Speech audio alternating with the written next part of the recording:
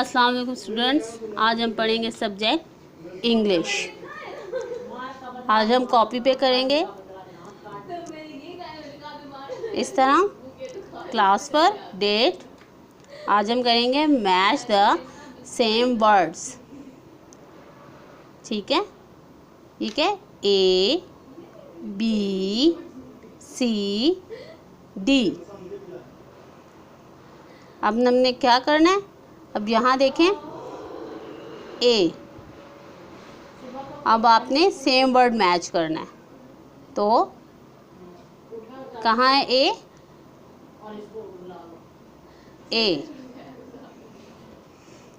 क्या है? बी।